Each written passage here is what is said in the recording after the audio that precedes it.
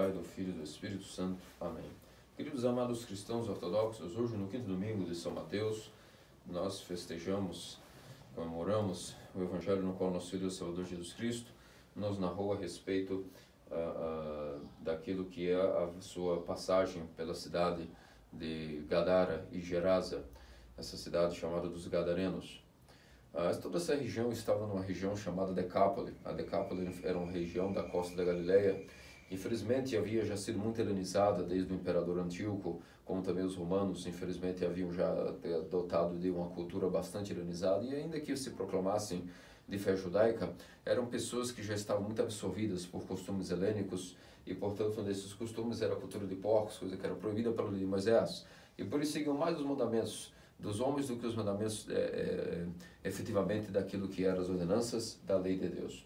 E, portanto, possuem esse comércio legal para aquilo que era o código judaico de não só cultivar, como também vender porcos. Isso era proibido por Moisés, por motivos que nossos santos padres nos explicam, que não cabe aqui o momento agora entrarmos exatamente nisso. O que importa sabermos, para esse sermão de hoje, é que era proibido pela lei de Moisés o comércio de porcos. Numa outra oportunidade poderíamos falar por quê, de nosso Senhor havia dado a Moisés a ilegitimidade da criação e comércio de porcos, antes, obviamente, do Pentecostes. Isso hoje em dia é completamente abolido, não há nenhum sentido, uma vez que já temos a graça do Pentecostes, tudo aquilo que é passivo de ser comido, nós não temos nenhum tipo de problemas em sermos nenhum tipo de veganos, vegetarianos, nem exclusivamente carnívoros, tudo que Deus fez é bom e tudo aquilo que podemos comer, comemos.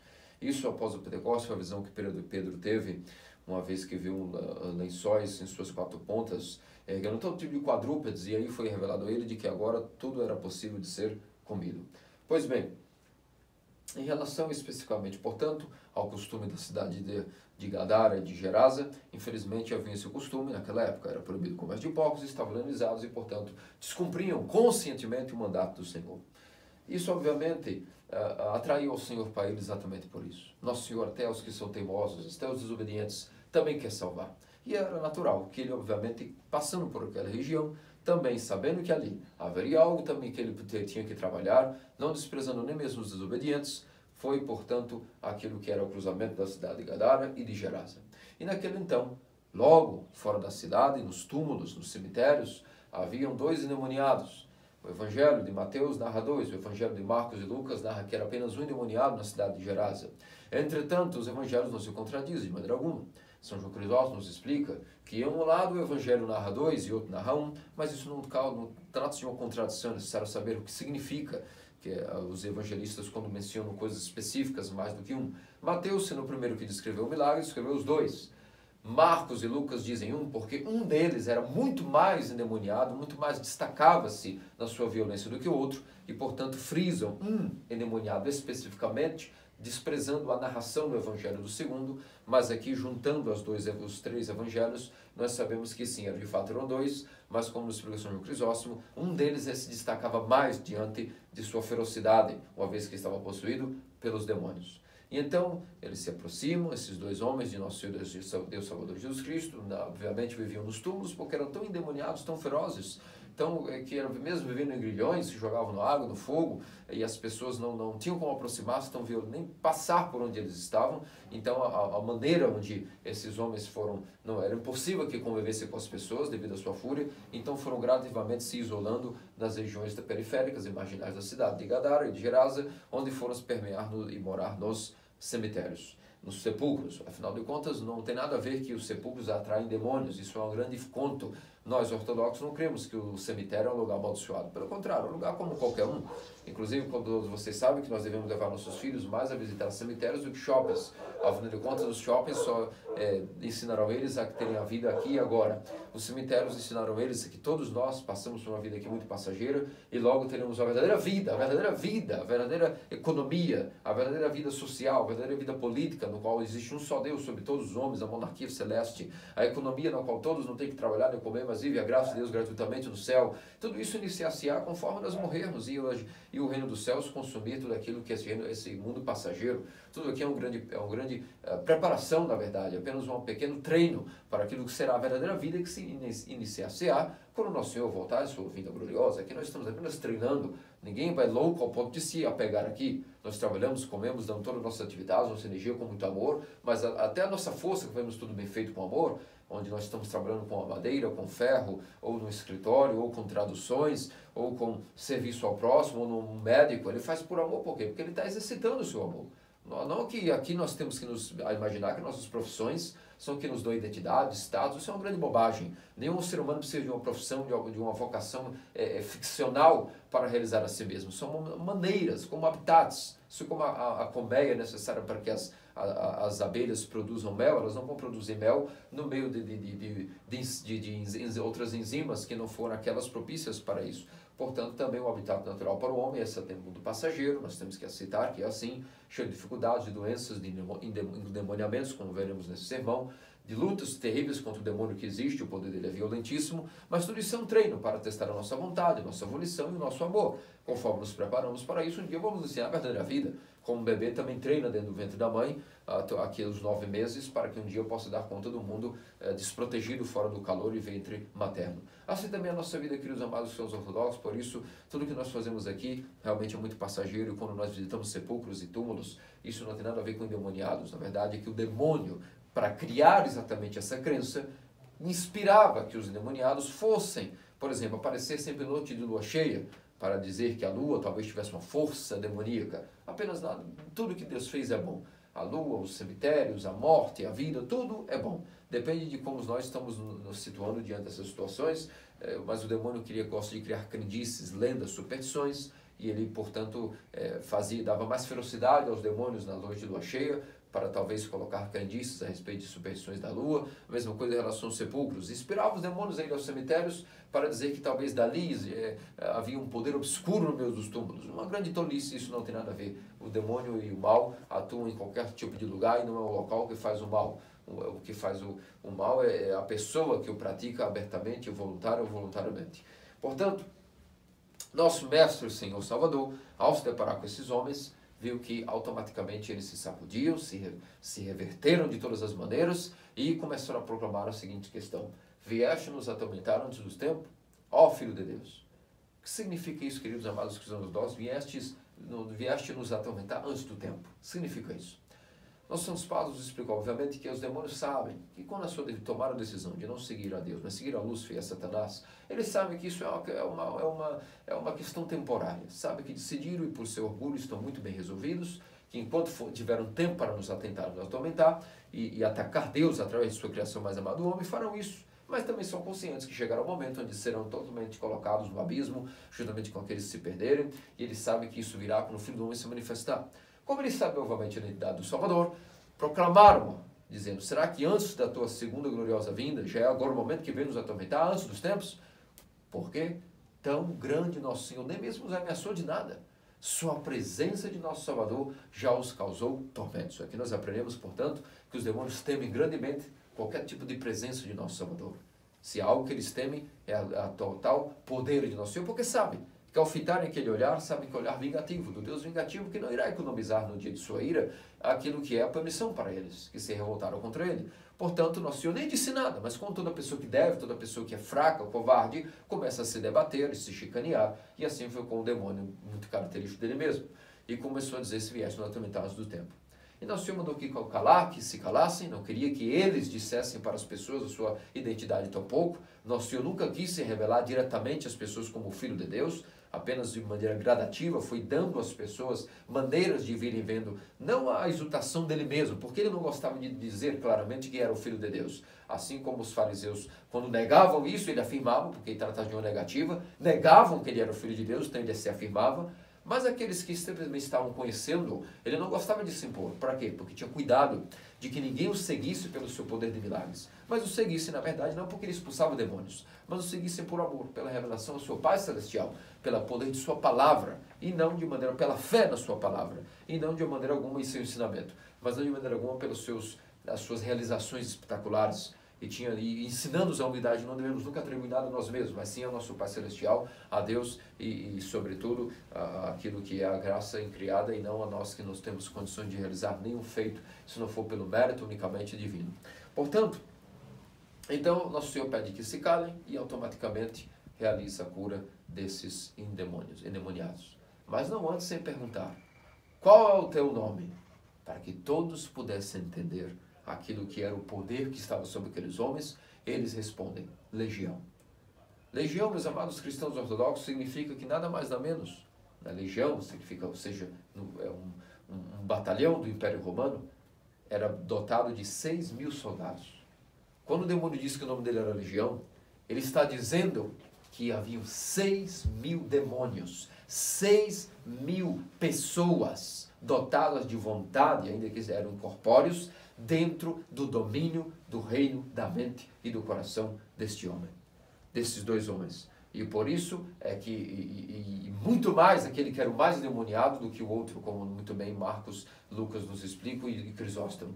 Portanto, imagine que a mente deste homem, sua vontade estava completamente submetida ao poder de 6.000 pessoas diabólicas. Imagine que estado terrífico. Por isso se explica que nada o podia dominar, não havia pessoas que pudessem os prender e até os grilhões eram arrebentados e ficavam, portanto, zanzando, atormentados, sem nenhum tipo de paz, sem nenhum tipo de tranquilidade, sem nenhum tipo de consciência, sem nenhum tipo de descanso para nem o corpo nem a mente, no esgotamento físico, moral e emocional, devido a estarem presos a 6.000 pessoas diabólicas.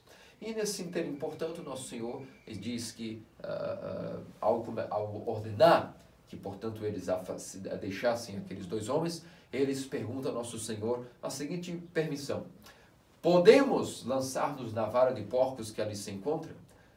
Por que é que os demônios estavam interessados em irem para a vara de porcos? E podemos nos perguntar. Em primeiro lugar, aqui nossos santos padres nos explicam que os demônios pedem permissão primeiramente ao nosso Senhor para mostrar que eles somente entram onde entram, seja no ser humano, em porcos ou em ambientes, com a permissão de Deus. Aqui nós aprendemos que ninguém torna-se endemoniado se não for porque Deus permite. Nada os demônios podem fazer se não for pela permissão de Deus. E portanto aqui temos a primeira grande pergunta deste sermão. E por que é que Deus permitiria então que homens se tornem endemoniados? Isso veremos logo mais. Mas por agora temos que nos atentar à conclusão desse pequeno tema no qual eu estava me referindo. Qual é a razão pela que os demônios pediram, portanto, que entrassem nos porcos? Para futuramente, sabendo que essas pessoas eram dotadas de uma paixão pelo lucro, envergonhassem o nosso Senhor. E o nosso Senhor, obviamente, permite, porque ele queria exatamente destruir o negócio que era ilegal daquela cidade para ajudá-los a sacudir um pouco a consciência deles. Mas os demônios muito inteligentemente pedem que possuíssem a vara de porcos, sabendo que depois as pessoas ficariam contrariadas com o nosso Senhor. Mas ele permite, porque justamente o negócio era ilegal. E para ele, portanto, era ali a maneira de curar essas pessoas que vissem um pouco, refletissem de que isso não era permitido pela lei de Moisés. E por isso ele permite. Mas os demônios, achando que haviam burlado o nosso Senhor e colocado em uma situação constrangedora, nosso Senhor se permite constranger a si mesmo sem nenhum problema, porque afinal de contas, autenticamente falando, nosso Senhor queria realmente que eles fossem abençoados com a perda de um negócio que não era agradável a Deus. E essa, portanto, é uma das razões pelo qual eles pediram para entrar em porcos, e talvez não em pássaros, não vagando pelo ar ou voltando ao Hades. Da onde vieram essa pergunta dos porcos? Para poderem, portanto, envergonhar nosso Senhor, achando que isso seria algo que afetaria a fama de nosso Senhor naquela cidade. E nós vimos no final do desfecho desse evangelho que, de fato, afetou demasiadamente aquilo que era a percepção das pessoas do que era esse suposto homem que havia ajudado dois de seus compatriotas. Se revoltaram e pediram que ele até se afastasse de sua cidade para sempre, devido a terem prejudicado o seu negócio. Pois bem, agora perguntemos, como eu estava dizendo, nada acontece no mundo sem a permissão e providência divina. Significa que quando uma pessoa torna-se endemoniado, também, isso foi obra da providência divina. Pode parecer escandaloso, mas nós vimos aí, os demônios pediram permissão para entrar nos porcos, assim como pedem permissão para entrar. E não nós homens. Quando alguém está possuído pelo demônio, portanto, pelas explicações de nossos padres, os antigos e os recentes, sabemos que os endemoniados só tornaram-se demoniados pela providência e permissão de Deus. Agora perguntemos qual é o interesse de Deus em permitir que os seus filhos amados e sua criação tornem-se endemoniados. Amados cristãos ortodoxos, aqui grande teologia, grande ensinamento adotado para nós, como sempre nossa Santa Igreja Ortodoxa nos explica realmente o que são as verdades a respeito de nossa fé. O primeiro motivo porque Deus permite que alguém seja endemoniado, antes de falar sobre isso propriamente dizendo, vamos comparar com as doenças. As doenças são ou não permitidas por Deus? Alguém pode ficar doente se Deus não permitir? Claro que não. Nós sabemos pela teologia ortodoxa que as doenças são também enviadas por Deus no mundo caído, no mundo caótico. As doenças são usadas por Deus para poder, muitas vezes, quando vê que uma pessoa não usará de sua saúde de maneira devida, mas usará de sua saúde para fomentar paixões, nosso Deus permite que o aguilhão da doença fure essa pessoa, alfinete ao máximo, para que ela não tenha mais força suficiente para alimentar suas paixões.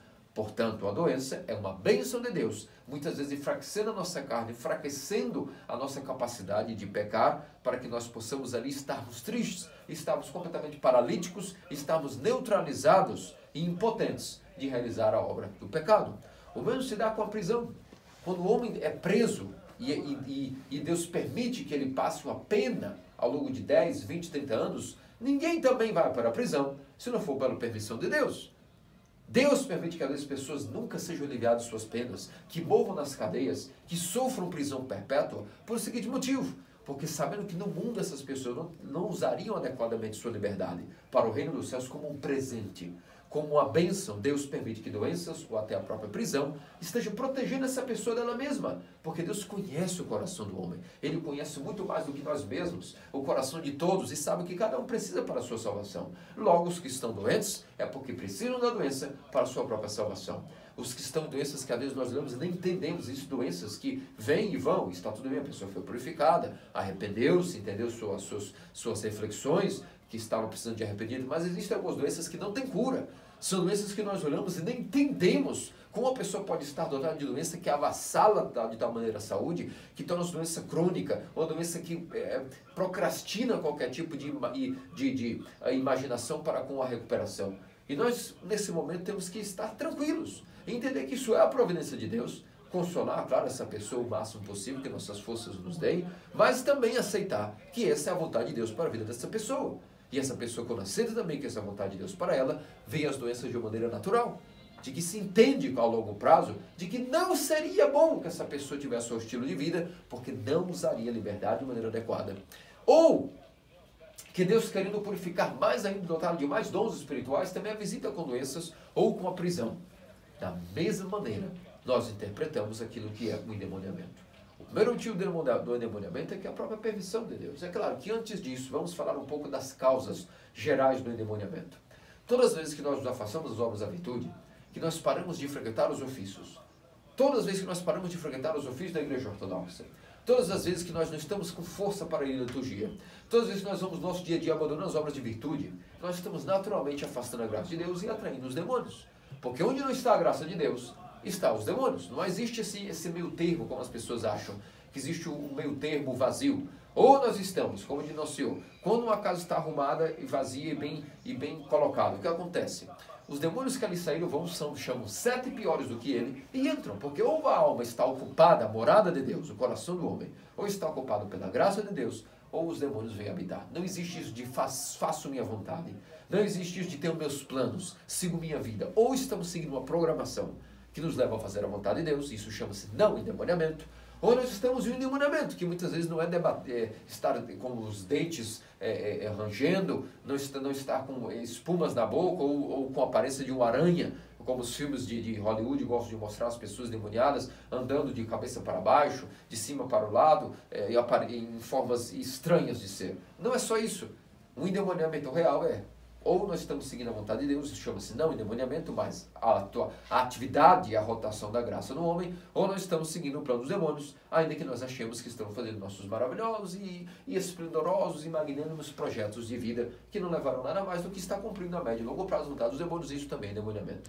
Portanto, todas as vezes que nós estamos não cumprindo as obras da virtude, automaticamente estamos atraindo para nós o endemoniamento e afastando a graça de Deus. Ok, outras coisas mais extremas também atraem para nós o endemoniamento, como por exemplo a prática de magia negra. Essas práticas automaticamente vão fazer com que nós afastemos completamente até os resquícios de luz que existem dentro de nós, e então o que acontecerá é que os demônios poderão pela nossa voluntária liberdade de dar a eles aquilo que são a atividade do seu reino, a sociedade com eles para realizar obras magnânimas no mundo, para ter poder no mundo, realizamos atividades de sociedade com o demônio, a dita magia negra, automaticamente uma pessoa está atraindo realmente o endemoniamento. Afinal de contas, o demônio, para dar a ela poder, primeiro dará o seu poder à mente dela, dominando-a, fazendo dela a sua marionete. E esse, portanto, é uma maneira voluntária de estar sendo endemoniado. Mas, voltando a dizer, de maneira geral, portanto, tudo isso ocorre pela permissão de Deus, que analisando cada um dos casos mais extremos, como vos disse, as pessoas que se afastam voluntariamente das obras de virtude, ou praticam magia negra, automaticamente afastarão automaticamente a graça de Deus e atrairão o endemoniamento. Mas existem outras maneiras também.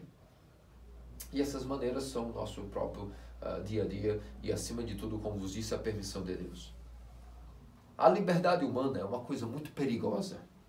Nossos santos padres, principalmente Santo Isaac Sírio, nos diz que toda alma, portanto, que é racional, onde está aí o poder racional da mente, está aí a livre vontade. Não existe dizer, tenho uma mente racional e não possuo livre vontade. Onde está uma mente racional, aí está também o seu livre-arbítrio, sua volição. Onde a primeira e a segunda estão juntas, Santo Isaac e todos os padres siriacos chamam isso de aberração. Mas onde está a primeira e a ausência da segunda, temos aí virtude, deificação, graça. Significa o quê? Que quando uma alma racional, que possui livre vontade, naturalmente crucifica essa vontade no nome de Deus, temos aí o que é o começo da virtude do temor de Deus. Quando uma pessoa simplesmente crucifica a sua livre vontade e não possui mais livre vontade. Ela procura a igreja, procura o seu pai espiritual, modela todo o seu dia a dia, todas as brechas que poderia ter em fazer a sua própria vontade e começa a executar o plano de Deus na sua vida. Como? Através da pessoa mais próxima que ela possa, sabe que com confiança pode pedir obediência. Isso é começo da virtude. Fora disso não existe temor de Deus, não existe início de graça, não existe nada. O princípio do temor de Deus é a obediência e o crucificar de nossa própria vontade. Quando não há isso, existe aberração.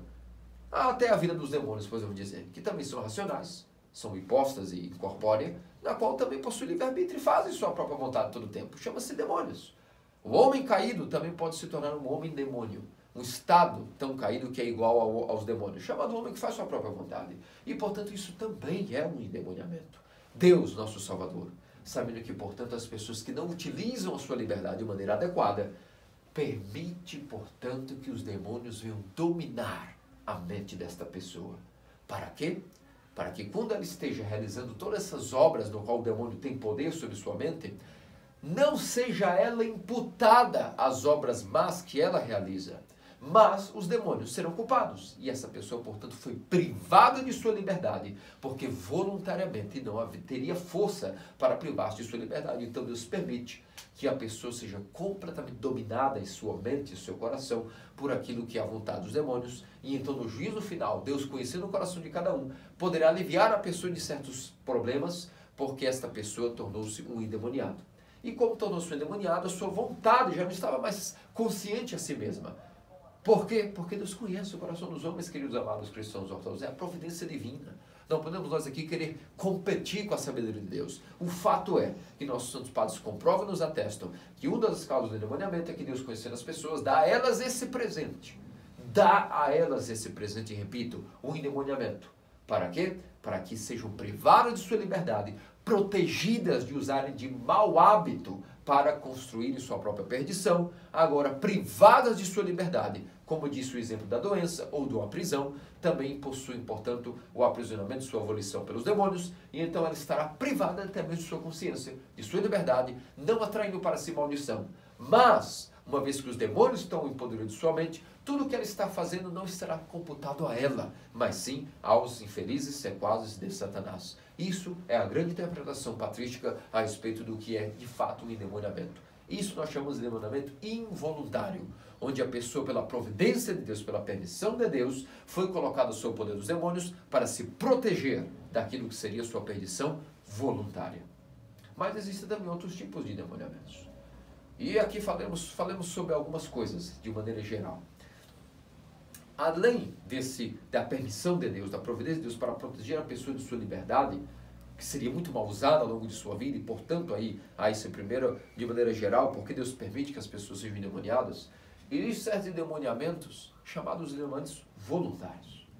Como nós caracterizamos, como podemos resumir? Ninguém melhor do que São Macário Grande, de maneira didática, em 3 exemplos, nos diz rapidamente o que seria o endemoniamento voluntário. O primeiro estágio de endemoniamento é quando uma pessoa, sem lutar contra todos os logismos, ou seja, todos os pensamentos que o demônio lhe dá, todos os tipos de argumentos, ao contrário daquele que foi permitido por Deus se estar endemoniado, onde não há nenhum tipo de argumento, não há nada que ele possa dar dentro de sua mente para vencer o demônio, porque ele foi permitido por Deus estar endemoniado, portanto ele está completamente sob o poderio do demônio.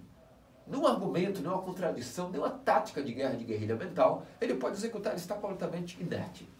Mas, no caso do endemoniamento voluntário, existe um primeiro estágio muito mais grave do que este que vos falei, que é o endemoniamento involuntário.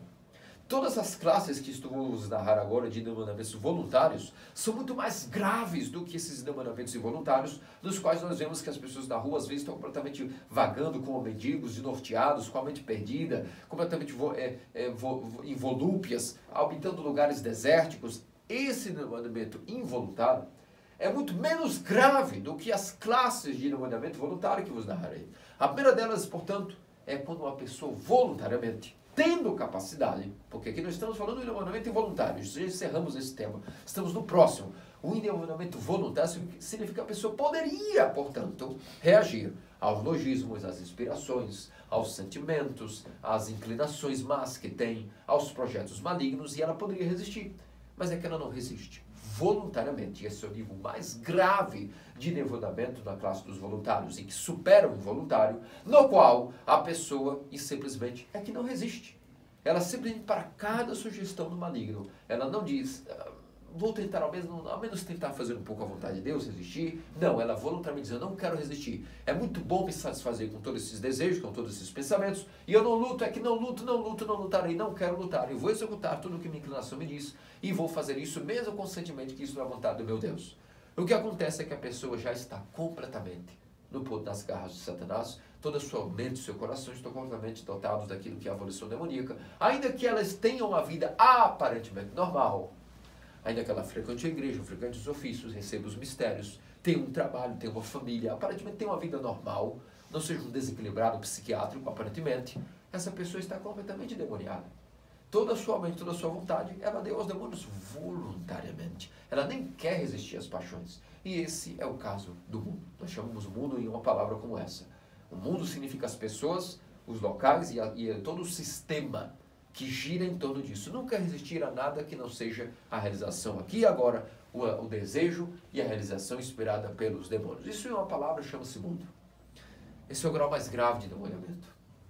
O segundo grau intermediário, a qual todos nós, eu principalmente, todos nós, vocês também estaremos reunidos, a maioria, é o grau de lutador, resistente. O que significa isso? Que a pessoa, embora não consiga resistir a todos os golpes, São Macário utiliza uma palavra que do grego, chegando para nós pelo inglês e desabocando no português, significa que nós podemos resumir em um conceito que todos vocês entenderão bem, chamado wrestling. O wrestling é a capacidade que nós temos, a luta mais antiga corporal de um homem,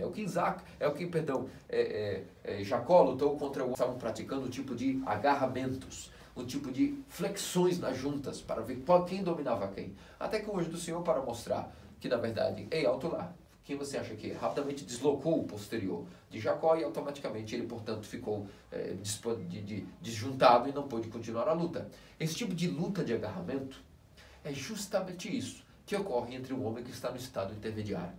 Ora, ele resiste, ou seja, São Macário nos ensina que assim como o homem, como está sendo preso, quando chega um exército inimigo e vai levar cativos, existem várias classes de pessoas. A primeira que eu vos narrei endemoniada, por exemplo, é aquele tipo de soldado que quando chega o inimigo para dominar, simplesmente o soldado diz, veja, está aqui, voluntariamente pode me levar, me amarre, e voluntariamente eu iria cativeiro. Essa é a primeira classe do endemoniamento mais grave, que não resiste. Quando chega o dominador, ele simplesmente se entrega como covarde, não luta, vê que a luta já está perdida, não quer resistir, não tem honra nenhuma nisso. Sejamos sinceros, qual é a honra de que chega um exército inimigo para nos dominar e nós simplesmente dizemos, eu não vou nem lutar, pode me levar porque a guerra está perdida.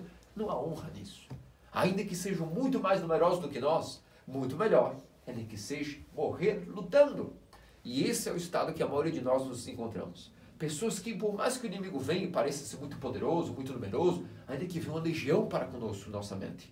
Nós dizemos, sim, infelizmente eu sou fraco, mas eu morrerei lutando. Sou Macário dizendo que esse estado intermediário é aquela pessoa que, por mais que todos os dias recomece, sempre esteja devendo a Deus, vamos dizer, no débito da graça, sempre está com a consciência pesada. Mas a pessoa luta, ela não vai facilmente a cada pensamento, a cada sentimento, a cada inclinação que o demônio dá. Por mais que ela no fim até caia, ela sempre levanta novamente, ou vai como que, ou seja, resiste.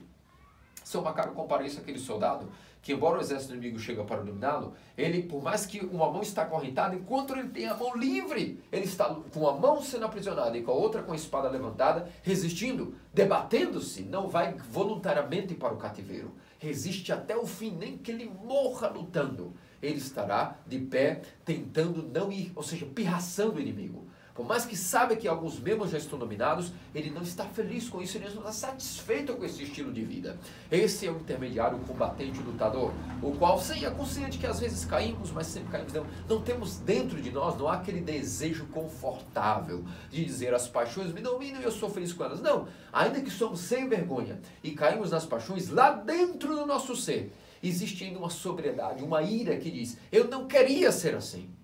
É o meu jeito, eu reconheço, sou pecador. Mas batendo no peito, eu não queria. Se eu pudesse, se eu pudesse, eu recomeçaria tudo de novo. E acontece que realmente recomeçamos. 1 dia, 2 dias, 3 dias, 4 dias na confissão, na comunhão. Todos os dias recomeçamos. E isso chama-se o alto grau de resistência, ao qual todos nós estamos nessa mesma zona de luta, vamos dizer. E o último grau. O grau de espiritualidade, digamos, que já não é mais considerado demoniamente, é os nossos santos. Significa que aquele é o combatente que de tanto está experiente no combate, ser tão fortalecido por ter passado pelo estado intermediário, quando vem o inimigo, ele simplesmente tem capacidade de imobilização imediata. E todos os golpes que o inimigo quer dar, até as flechas que o inimigo tem te dar, o santo possui tanta graça que o que acontece é que as próprias flechas e setas que o inimigo nos dá, elas como que dão meia volta e voltam para o próprio inimigo. Por que? São Macário explica que esse é o estado do que está acima daquilo que seriam os voluntários endemoniamentos. É o grau terceiro e mais elevado. Porque todas as vezes que o demônio nos suscita realizar uma paixão e nós simplesmente estamos no estado de apatia, é simplesmente que não faz diferença em nossa vida as sugestões dos pensamentos, eles são completamente rejeitados e as paixões foram purificadas ao longo de uma longa vida de jejum e oração e sacramentos. Para os demônios, o ataque que eles dão em uma alma que rejeita completamente suas intenções demoníacas, para ele isso é como um contragolpe, é como fogo. Não há nada que fira mais os demônios do que sugerir a uma alma, inclusive caída, um pensamento. E quando a pessoa diz, que não faz diferença, eu não quero. Senhor Jesus Cristo, Filho de Deus, tem piedade de mim, isso não faz diferença para a minha vida. Isso para os demônios é um contragolpe. É como se cada golpe que eles dessem fosse um tiro pela culatra que acaba dando em eles mesmos o golpe. Como se fosse um chicote que se retorce e em vez de golpear o inimigo, golpeia a si mesmo. Portanto, esse é o grau elevado no qual os santos adquiriram esse grau. E antes de prosseguir para mais um pouco desse sermão, alguém agora pode se perguntar, mas padre, ou seja, o estado mais honroso de fato, que existia, por exemplo, nos exércitos dos vikings e de bárbaros, qual era o estado mais honroso que uma pessoa podia ter? Diz assim, eu garanti para mim que agora entrarei em Valhalla, ou qualquer tipo de reino preparado para os guerreiros. A grande coroa para os grandes combatentes pagãos era morrer em campo de batalha. Por isso São Macário diz, nós que estamos no estado intermediário, não fiquemos paralíticos, imaginando que não somos como os santos. Ao contrário, entendam que, São Macário diz, para aquele que morreu no estado intermediário, mesmo que não tenha chegado ao alto grau de deificação, se morre resistindo ao demônio até o fim, nosso Senhor dará no reino dos céus a coroa e a posição a esta pessoa, conforme o desejo que ela manteve toda a sua vida, de ter sido dotado de virtude e de santidade. Então, nosso Deus, que é misericordioso, vendo que a pessoa dentro de si possui esse desejo, dará a ela uma recompensa conforme o desejo que ela tinha. Ainda que ela não conseguiu a realização, Deus dará conforme o desejo que ela tinha. Ou seja, portanto, para nós, queridos cristãos ortodoxos, isso sempre é muito impactante. Lembremos de que a maior honra para nós, ainda que não sejamos completamente santos, é morrer lutando, pirraçando o demônio. Ainda que ele nos envergonhe em muitas ocasiões, temos que pirraçá-lo, levantá-lo descaradamente, sem nenhum tipo de vergonha nesse sentido. Nesse sentido, a vergonha é diabólica também, não serve para nada a vergonha do dia anterior ao pecado. Nós temos que ser sem vergonha nesse ponto audaciosos e fingir que nada aconteceu e paciência. Pedir perdão a Deus, buscar o arrependimento, reconciliar-nos com a igreja e bola para frente, paciência.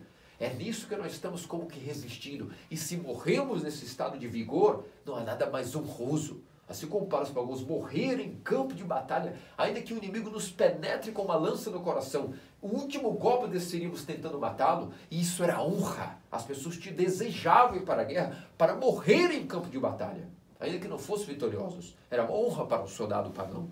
Assim também para nós cristãos, nessa arena, a arena espiritual, a maior honra para nós é se morremos, se não, ao menos não sendo covardes, sermos voluntariamente levados, amarrados ao cativeiro, morrer lutando e resistindo. E nosso Deus, que é Deus de bondade e misericórdia, dará uma recompensa conforme o desejo do coração do combatente em ter se vingado e vencido pela graça de Deus e amor ao seu Cristo. E quanto aos santos, que eles orem por nós. Quem de nós pode dizer que superou o estado intermediário e está agora no estado de apatia, ao qual todas as festas do demônio voltam contra ele e nós estamos completamente libertos dessas setas? Nenhum de nós pode dizer isso. Especialmente nossa geração, nossa força é muito fraca e temos que estar sempre lembrando dessa tática de guerrilha que São Macário nos ensina para não cairmos em desespero. Entretanto, meus amados cristãos ortodoxos, nós tratamos aqui, portanto, desses tipos de endemoniamento, tipo de endemoniamento voluntário, depois das classes de endemoniamento voluntário. Portanto, existem muitas maneiras de uma pessoa, portanto, estar completamente dotada daquilo que é o domínio da mente e do coração pelos demônios. E nós vimos que uma pessoa que não resiste está no estado altamente endemoniado. A que resiste às vezes e não resiste outras vezes está no estado endemoniado médio, mas também é um endemoniado. Portanto, todos nós somos os gadarenos. Todos nós somos habitantes do país de Gerasa, da Gerasa espiritual, de Gadara espiritual, da região da Decápole, que infelizmente estava helenizada. Assim somos nós cristãos. Todos também nós somos os gadarenos. Quando nós entendermos isso, nossa vida será mais fácil, devido a quando nós aceitamos nossa miséria, quando nós aceitamos nossa doença, podemos começar a buscar um real medicamento capaz de curar-nos. Mas enquanto nós já somos pessoas virtuosas, realmente nada poderá ser resolvido, porque a máscara da virtude pode esconder muito bem nosso pulso. E quando abrirmos, estará muito pior do que imaginávamos a ferida. E, portanto, existe esse grau de endemoniamento ao qual nossa mente fica completamente escrava, completamente submissa àquilo que é o poder demoníaco. Mas, como nós dizemos, aquilo que é voluntariamente se colocar-se nessa situação é algo muito pior do que quando a providência de Deus nos visita e, portanto, permite que pela próxima proteção de nossa liberdade estejamos sob o poderio do demônio. É nesse ponto que aqui vem para nós à luz a seguinte compreensão. Todas as vezes que nós colocamos o nosso coração, a prioridade do nosso coração, o amor de nosso coração, a prioridade de nossa mente, nossos desejos e inclinações a uma coisa, em uma palavra nós vamos dizer que estamos adorando essa coisa, que essa coisa é Deus para nós. Portanto, existe um outro grau de endemoniamento chamado idolatria. O que é idolatrar alguma coisa? Quando em nosso coração, nossos sentimentos, a prioridade do nosso amor está em alguém, quando a prioridade de nossa mente, os nossos desejos, nossos planos de vida estão em alguma coisa, podemos dizer que nós estamos adorando essa coisa. E quando, portanto, as paixões são o que nós colocamos como prioridade em nossa vida, e alguns deles são como os gadarenos, era a questão de comércio de porcos, a avareza, o amor ao dinheiro. Mas existem outras inúmeras paixões que também são dignas de idolatria, como a fornicação, o amor pelo prazer e a satisfação corporal, o amor pelo poder, aquilo que é também o amor e o enamoramento por todo tipo de autoestima e boas considerações para conosco, que as pessoas nos vejam com essa imagem que nós nem somos, a dualidade, a dissimulação de si mesmo. Todas essas paixões, quando nós colocamos a nossa estima, a nossa imagem, o nosso status, que as pessoas nos vejam com a imagem que nós nem somos, todas essas coisas são de níveis altíssimos e graves de enamoramento. Como pessoas que falamos ela, viva sem dinheiro. Veja, não é que vai faltar nada a você, façamos um teste. Você terá comida, mas eu que te dou. Você terá todo tipo de roupas também, mas sou eu que te dou. Você terá também trabalho, mas você nem verá o seu salário já será administrado por mim mesmo. Logo, você, na prática, terá uma vida maravilhosa. A única coisa é que você não trisca, o poder aquisitivo agora é terceirizado. Tu tens o que queres, mas não tens como dominar o dinheiro em si mesmo. Pessoas surtam. Nesse momento, nós conhecemos quem é quem. A maioria das pessoas não se imaginam, por mais que tenham os bens oriundos do dinheiro, não se imaginam sem ter o poder do dinheiro em si mesmo. É uma doença gravíssima, a avareza. Mas não é só a avareza que é uma paixão gravíssima. A idolatria, como diz São Paulo. A avareza, o amor ao dinheiro, o amor ao mamon, que é a idolatria, assim chama São Paulo. Mas não só a idolatria, todas as paixões que não tornam prioridade em nossa vida, quando nós lá dentro de nós coisas, ou seja, eu sigo a vontade de Deus, mas essa paixão específica, essa eu venero demais, essa é a prioridade no meu coração, não aceito me desvincular dessa paixão especificamente. Significa que nós somos aí idólatras. Porque o idólatra é aquele que não somente se dobra em estátuas, não é aquele que se dobra diante de deuses pagãos. Isso é uma ponta do iceberg de toda idolatria que está submersa. Portanto, a maior idolatria que se pode imaginar é ter uma paixão específica em relação a ela e ainda não está. Muitos de nós temos isso. Quem saberá qual é essa paixão? Que lá dentro de nós lutamos contra todas, mas aquela específica nós decretamos que paz e trégua para com aquela paixão. Esses são os segredos dos corações que só Deus conhece. E é por isso que, conhecendo os segredos dos corações, ele que sonda os corações, como diz o profeta Davi, automaticamente ele enviará doenças, enviará tragédias e enviará talvez até endemoniamentos, para que essa paixão secreta com as pessoas não querem se desvincular, ele que conhece os corações ajude que essa pessoa de morrer possa ser purgada e libertada deste mal. E, portanto, isso é a idolatria a qual, infelizmente, todo mundo jaz. Antes, especialmente de nosso Salvador, a idolatria permeava toda a humanidade, com exceção do povo israelita que adorava o Deus verdadeiro. Todo o povo jazia sob a idolatria.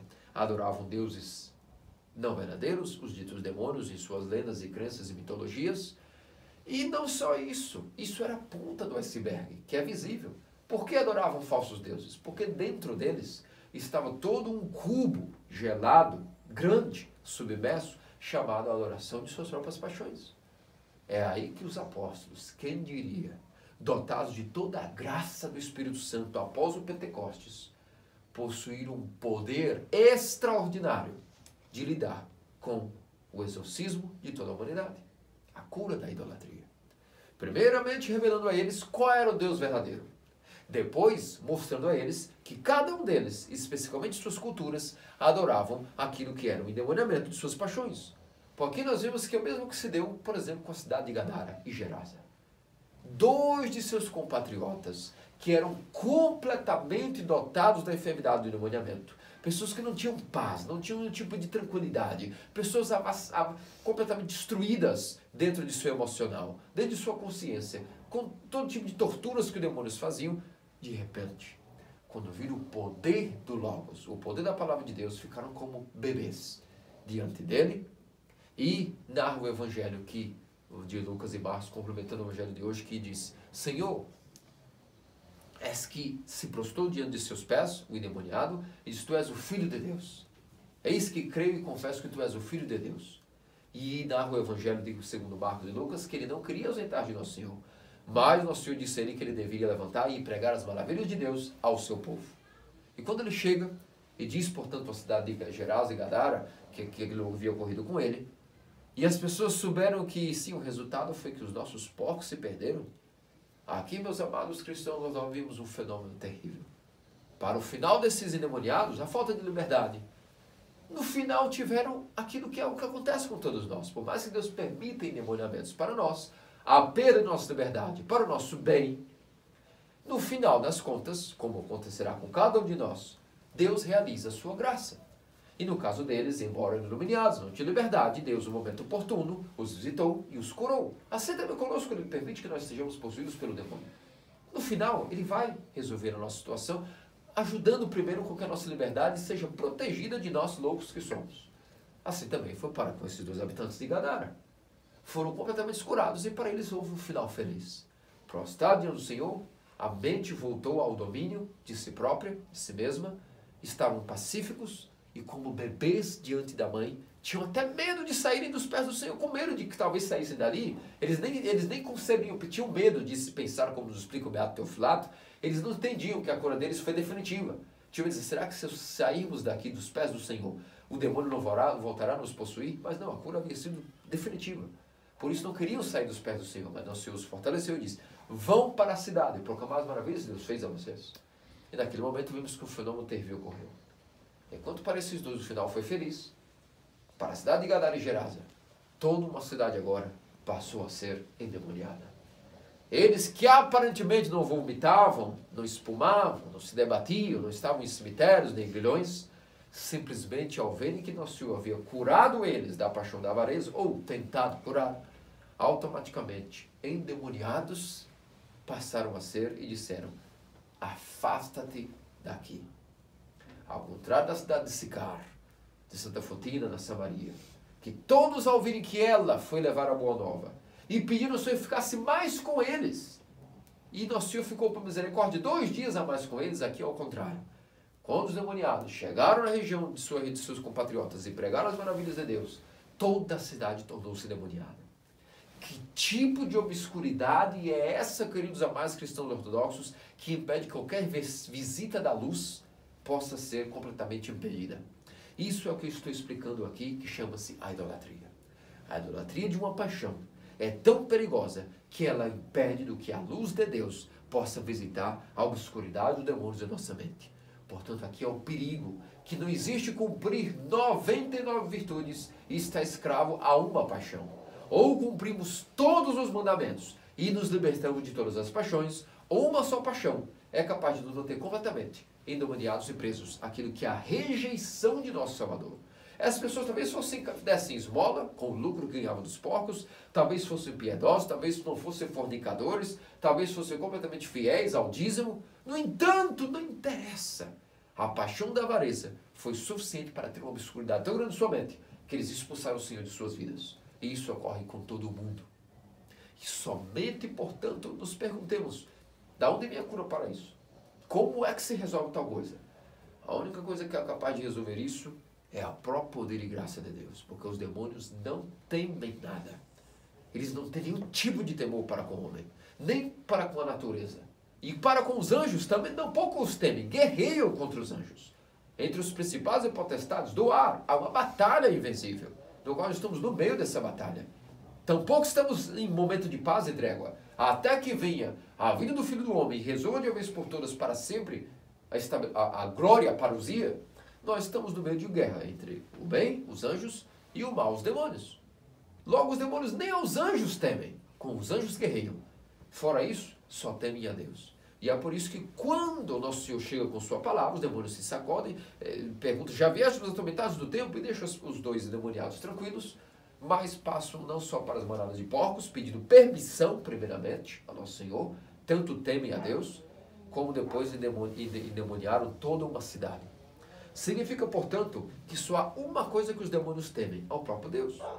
E essa obscuridade que impede que qualquer luz nos visite, só pode também ser curada pelo próprio Deus. E é por isso que nosso Senhor, após o Pentecostes, fortaleceu os apóstolos para curar o mundo inteiro da idolatria. Primeiro a idolatria, que era, como eu vos disse, a ponta do iceberg, adorar falsos deuses. Mas depois, todos os apóstolos de todos os tempos, e até hoje, os seus sucessores, têm que ensinar ao homem, à igreja, ao seu rebanho, como é que se cura de apegos voluntários e endemoniamentos de paixões. E é isso que os apóstolos vão dotar de poder, é isso que os pais espirituais são fortalecidos pela graça do Pentecostes, em curarem pela graça de Deus, que os demônios temem, cada um de vocês, seus respectivos demônios. O sacerdócio apostólico, portanto, e o seu ensinamento são armas que fuzilam gradativamente. Primeiro expõem os demônios à luz, depois os asfixiam com a graça de Deus, e depois todos eles como serpentes, são obrigados a saírem das cavernas obscuras dos corações dos seus filhos espirituais. É esse o poder do sacerdócio. É esse o poder da confissão. É esse o poder que Deus deu a Pedro e aos apóstolos. Diz, tudo que ligado na terra será ligado no céu. E tudo que desligado na terra será desligado no céu. Ou seja, nossos pecados, nossas paixões, nossos laços e vínculos que nos deixam completamente ligados e submetidos aos demônios. É isso o poder do sacerdócio apostólico. Cada pessoa que tem o seu pai espiritual está ali diante de um exorcista, de uma pessoa que tem do poder e inteligência suficientes. Claro, se dedica a isso com amor, a graça de Deus, não ele, a graça de Deus, pela ordem que recebeu do ministério sacerdotal, fará com que gradativamente a pessoa submissão, confissão de pensamentos contínua. O que é obediência em uma palavra? Confissão diária, constante, de todos os pensamentos. Não existe outra palavra para dizer o que é obediência ao pai espiritual, do que dizer, você é obrigado a contar e revelar todos os seus pensamentos. Isso é obediência. Não existe outra coisa para resumir a obediência, segundo nossos santos teófilos, padres iluminados por Deus. E, portanto, quando executamos essa obediência e revelamos nossos pensamentos aos pais espirituais, eles sabem o que fazer conosco para mudar a nossa vida, adaptar as nossas realidades e ir adequando uma regra de vida para cada um individualmente, numa performance que permitirá, a médio e longo prazo, um exorcismo definitivo para que, se Deus quer, alcançamos aquele nível superior de somacário, onde as setas do demônio já não nos afetam mais. Portanto, os apóstolos foram dotados de dom de ensinamento, de revelar o Deus verdadeiro às pessoas que idolatravam os falsos deuses, mas depois também de ensinar as pessoas que a verdadeira idolatria está submersa, às vezes não é visível, dentro da aparência humana de estar completamente submetido a grilhões, espumando, vomitando, chicaneando, se debatendo. O endemoniamento das paixões, ele é muitas vezes sutil, mascarado, mas existe e é muito mais grave do que o endemoniamento característico daquilo que é o endemoniamento involuntário, onde a pessoa perdeu completamente sua liberdade e, portanto, aparentemente é como um zumbi, como um morto-vivo pela cidade. Esse é o endemoniamento involuntário, presente de Deus, providência de Deus, graça de Deus, para proteger a pessoa de sua liberdade, para não pôr em risco a sua salvação, mas para preservá-la e conseguir salvá-la. No final, como também salvou os dois endemoniados que, por perda da liberdade, passam uma vida terrível, mas no momento oportuno, preservados de piores tragédias, no momento que Deus observou que era oportuno, os libertou e os deu uma cura efetiva. Portanto, não negligenciemos as doenças, não negligenciemos a prisão, não negligenciemos aqueles que estão presos, não julguemos, porque é o melhor para eles, amemos e visitemos-los, porque nós somos obrigados a isso pelo Evangelho, que nos diz que há que visitar os que estão no cativeiro. Não negligenciemos, portanto, aqueles que são endemoniados. Por algo estão assim. Mas olhemos para o nosso próprio endemoniamento, busquemos cavocar com a pá da obediência e da confissão dos pensamentos ao Pai Espiritual, abrindo a mente para que o Pai Espiritual possa cavocar fundo e ver o que é que os demônios estão tramando, para que então, colocados à luz, pulverizados daquilo que é a luz incriada, possam esses demônios, monstros, morcegos que gostam de habitar na obscuridade da mente, saírem com um feixe de luz que ilumina a caverna, para que ela agora, o noivo, possa entrar nessa câmara nupcial e estabelecer as núpcias de uma vida virtuosa, dotada da liberdade e finalmente do aconchego e da paz, de ter uma vida dotada de manipulações demoníacas e programas demoníacos, mas a paz, a tranquilidade de finalmente poder ter a vida dotada da graça de Deus, capaz, só ela mesma pode exorcizar a nossa mente, nosso coração, da idolatria, de venerar algo ou alguém, em primeiro lugar, em nosso coração, com o nosso amor, com a nossa prioridade, tirando essa prioridade dessas coisas, colocarmos não a idolatria, mas a adoração ao Deus verdadeiro, que Deus ocupe a prioridade, o amor número 1 em nosso coração, depois que Ele ocupe a prioridade em nossa vida, em nossos projetos, e automaticamente é aí que nós teremos a cura da idolatria exterior, de adorar falsos deuses, claro, mantemos na fé ortodoxa, contra todo tipo de heterodoxias, mas também dentro do nosso coração, no nosso modo de vida, temos um modo de vida agradável a Deus, que sobe aos céus como um aroma de fragrância espiritual. Que diz nosso Senhor Deus Salvador de Justiça, faça-nos dignos, pelas orações do Puríssima Mãe, Nossa Senhora Teotocos, Santa Virgem Maria, e de todos os santos cujo memória comemoramos, como os mártires Teodoro e João, os primeiros mártires do povo eslavo, que deram origem àquilo que foi futuramente a graça do Espírito Santo para fortalecer o cetro de Kiev com São Vladimir, assim como Santa Verônica, a mulher que teve a cura de um fluxo de sangue, a mulher hemorroísa, e que depois, com a graça de Deus, pôde estar diante de Nosso Senhor e ter a produção pelo próprio Deus de sua primeira imagem, ou seja, no véu de Verônica ficou impressa a imagem do Salvador, como também todos os santos que hoje comemoramos. Amém.